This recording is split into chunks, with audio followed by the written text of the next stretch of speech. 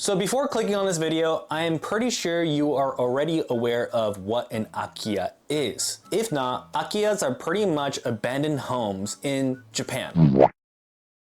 Akiya is more than just a real estate term. It's become a buzzword. So if your algorithm on TikTok and Instagram has anything to do with Japan, I'm pretty sure you come across content creators talking about how they bought an Akiya and how much their life just changed by living here in Japan. But I wanted to get to the bottom of this. Is this even real? Here's the thing. A lot of these influencers, whether they do it on purpose or not, can't put in so much information in one single reel. So they'll just talk about buying a house out in the countryside and then living happily ever after. However, if you dig in deeper, you'll find out that Akiyas are sometimes really not worth it. Sure, you may come across good deals or houses that cost $0, but there's always some sort of catch to it.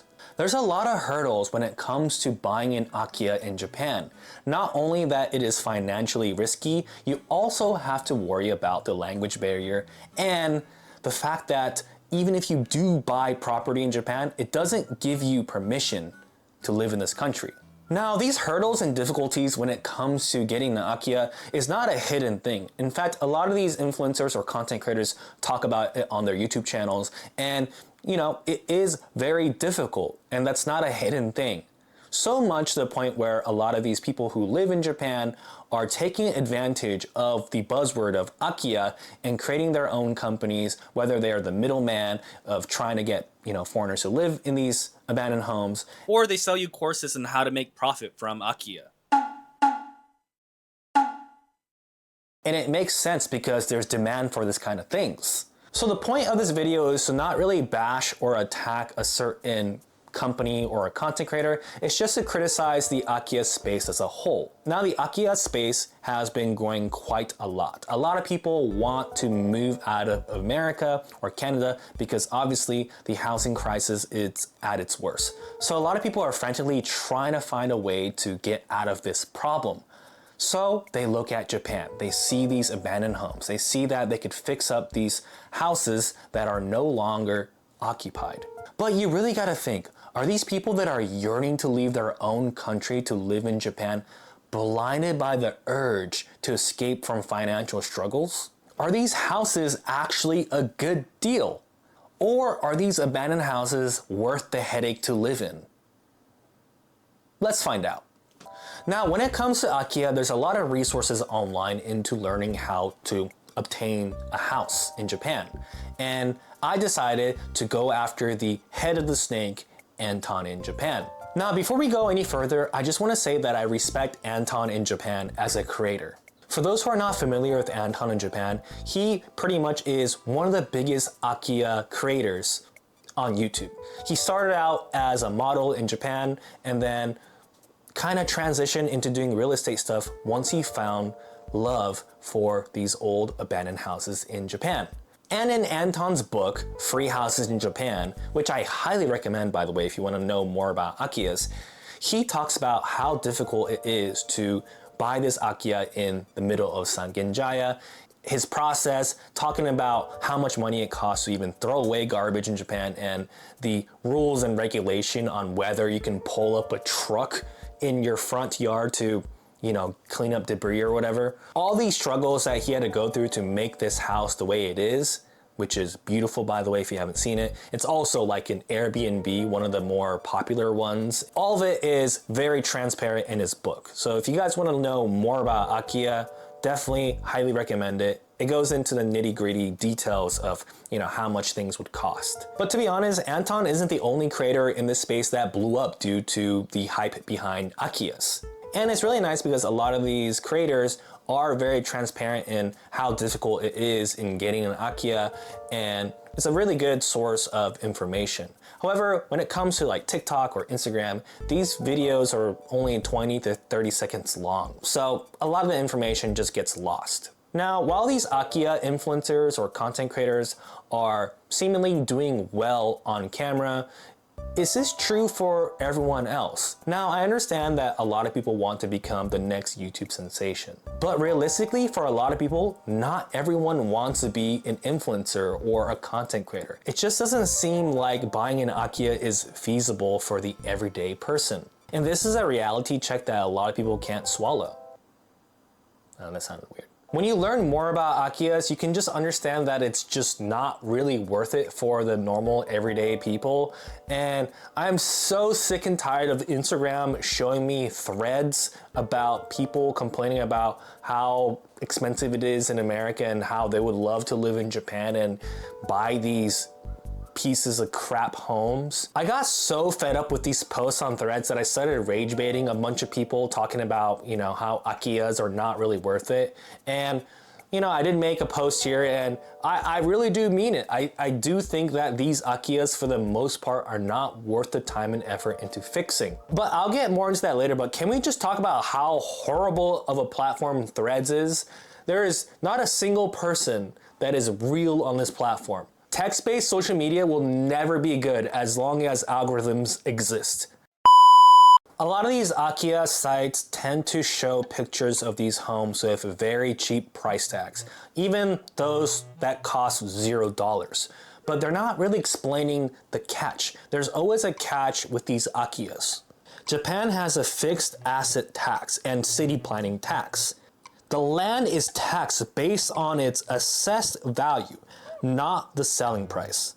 So if the land is in a very desired location in Japan, even a piece of crap house on that land can cost tens of thousands of yen in taxes. So you can see why a lot of these Akiya owners want to get rid of their property because they don't want to pay for these taxes anymore. 私たちの子供たちも住むつもりもないし、使うつもりもないので、もうそしたら今考え方としてはもう売るしかないなっていうことになったんです。手放すしかないと。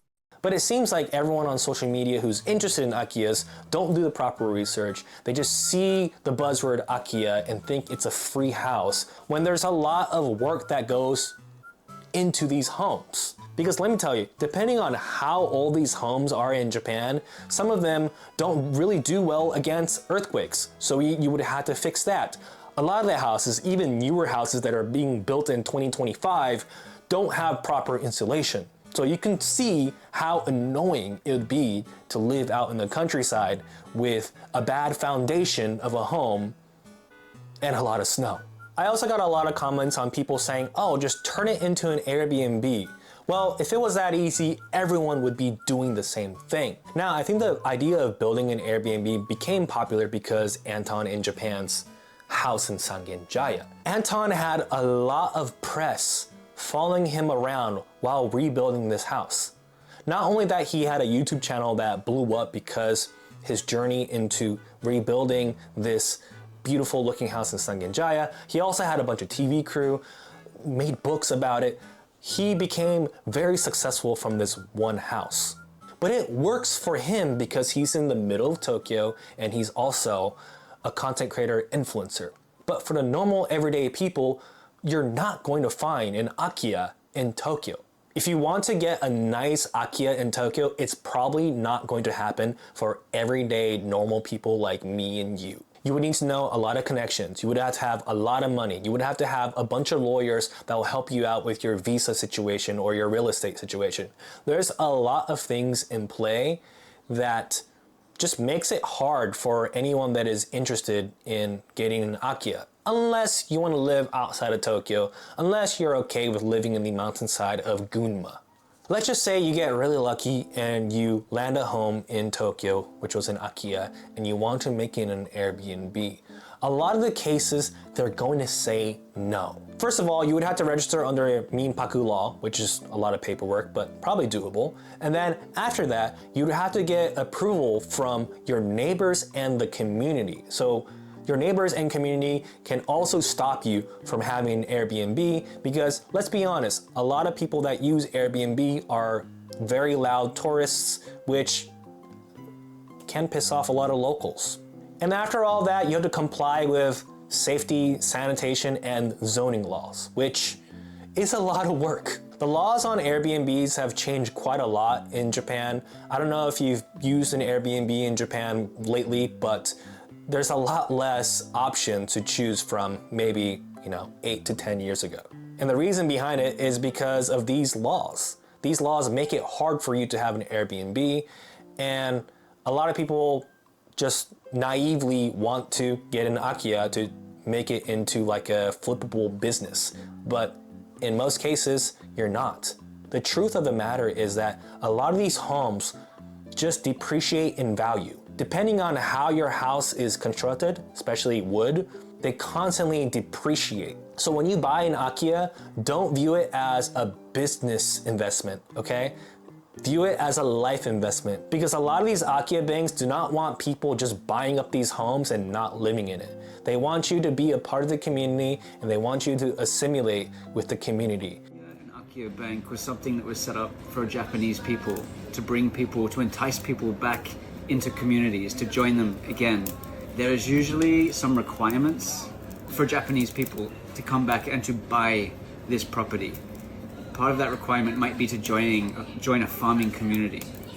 You cannot sell that place. You can't just flip it and rent it out. You've got to live there. You've got to register your address there, and you've got to be there. This is something that people don't talk about too much. And there's a reason for that, because they want the community to grow. They're not doing this for financial gain. They're doing it for community growth. If you're living in rural Japan, I think it makes sense to come here with some language skills. But beyond the language skills, I think it also makes sense to have experience learning about the culture even before you get here, because you really be in the deep end. So it's important to come here having an understanding of not just how to communicate linguistically, but also behaviorally as well. All right, so my camera died, so we're in this position here. But to wrap things up, I just wanted to say that I'm not trying to deter anyone from following their dreams and buying an Akiya in Japan. The concept of revitalizing these homes and giving a second chance is so beautiful to me, and I am so for it. Japan is trying to fix a population problem, and these Akiyas are the key to revitalizing these old and forgotten communities. So I just want people to understand that this isn't like a vacation home. This isn't a place that you just buy and you flip. Sure, there are content creators that do that and they find success in doing so, but that's not the case for people like you and me. We have to realize that Akiyas just take a lot of time, physically and emotionally. And that's why I wanted to make this video, because I wanted to give you guys a realistic view on Akiya. Look, there's nothing wrong with becoming a content creator and trying to make these houses flippable. There's nothing wrong with it. Honestly, if you're good at something, I think it's good to monetize off of it. I'm all for it. However, if you've been on the internet as long as I have, you just have to understand that there are a lot of bad faith actors in the community as well. So if you're really serious of getting an Akiya, I highly recommend you guys do the research and maybe even watch these YouTubers and see if this is something for you. Akiya isn't for everybody, and I don't want you guys to feel disappointed when you come here and actually buy a house. I know I haven't been posting too much on this channel lately, and it's because I've just been busy with other projects, but it was nice being able to sit down and talk to you guys. For those who are interested in Akiya or actually own an Akiya and want to let me know if I was wrong about anything in this video, please let me know in the comment section down below. Not only that it helps me, but it also helps people watching the video understand more about Akiyas. Don't worry, be as brutal as you want, I'll take it in the chin. Anyways, thank you guys so much for watching. I'll be back again, hopefully soon. Please subscribe.